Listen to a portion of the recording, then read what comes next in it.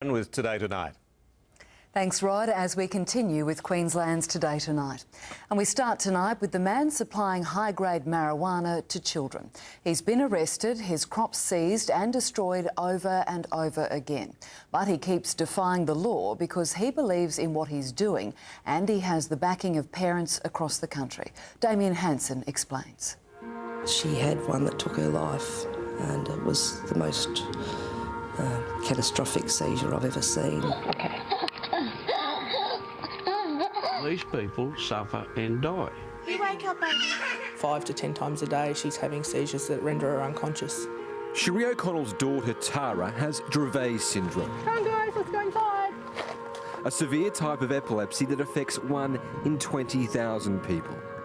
Conventional medicine has let Tara down, but Sheree thinks this man can help. I had more than one crop last year. I got more than one this year.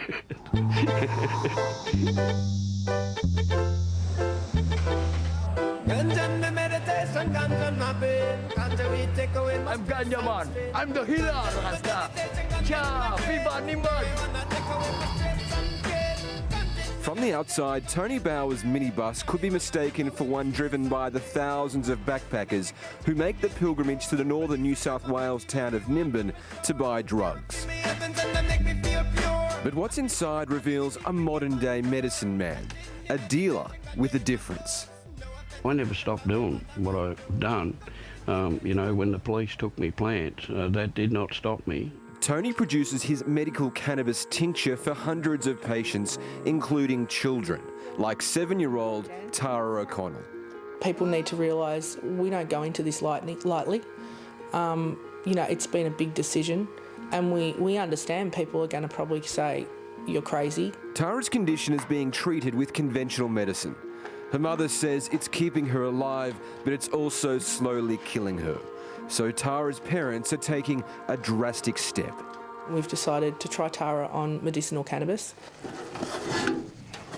Today it arrives by mail. Nothing's worked, so now we're going outside of mainstream, but for Tara's life and quality of life, we're willing to give anything a go. Put it in your mouth then. It's the moment Tara has her first hit of cannabis. Good girl. I'm not going to sit around and listen to some idiot government person tell me what my kid cannot have or can have. Tony runs Mulloway's Medical Cannabis, the first medical cannabis company established and registered in Australia for the purpose of research, development and production of cannabinoid medicines. The drug companies would jump on it if they, could get hold of it. During the extraction process, he removes 95% of the main psychoactive component of the cannabis plant, which is called THC. So you don't get a high from it, but its users say it offers relief from pain and discomfort. If there is something out there that is going to help control the seizures or help with less side effects, we want to know about it. Even if natural means an illegal drug? Well, yeah. Deborah Camacho's daughter Bella also has DRAVET syndrome. No parent wants to put their child on drugs.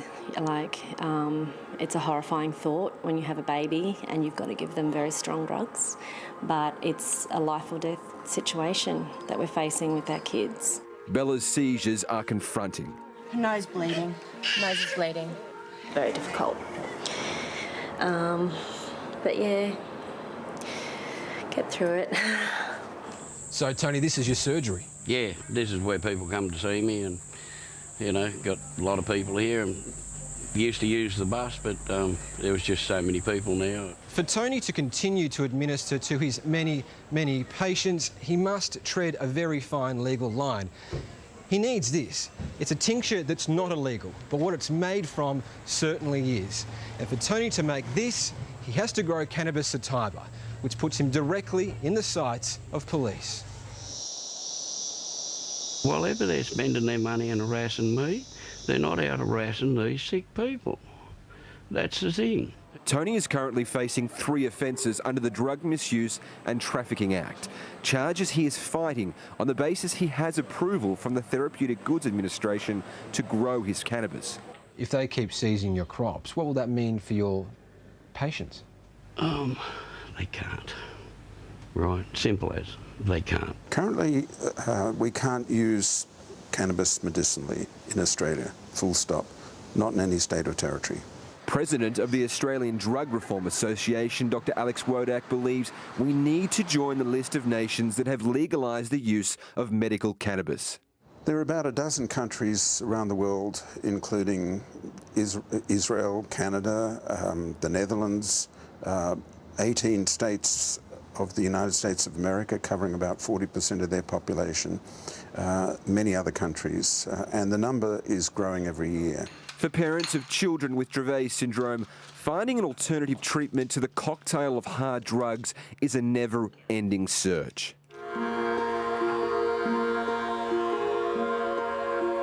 Personally, if it was made available for me, I would definitely try it for my boy.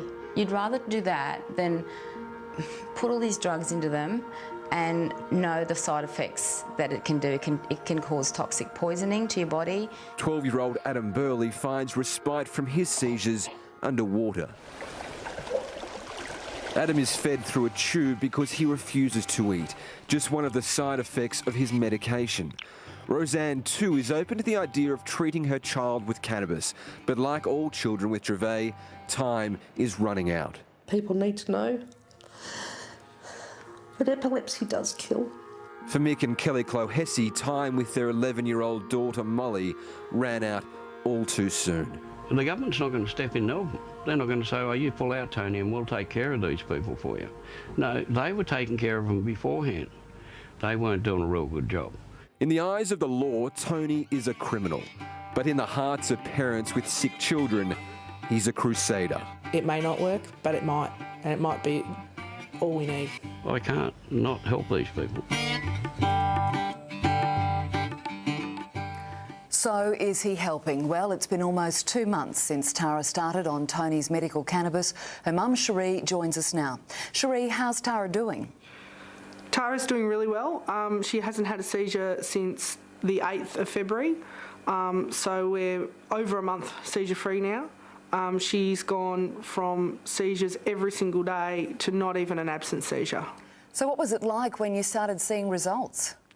When we realised was so quick, it was unbelievable. Probably within a day, her seizures had reduced by half, and it took about 10 days before we were totally seizure-free. Well, marijuana is illegal. How anxious were you and your family about trying and using a marijuana-based product? We were quite anxious, but on the same token, we were desperate. The alternatives were all invasive, so to us, this was the least invasive thing to try. It was, although difficult to source, it was available, and it wasn't going to mean we had to mortgage the house to do it. So what's your understanding of the legalities of doing this? From what I've been told, the finished product that we receive is totally legal. It's been tested by police and has no illegal substance in it.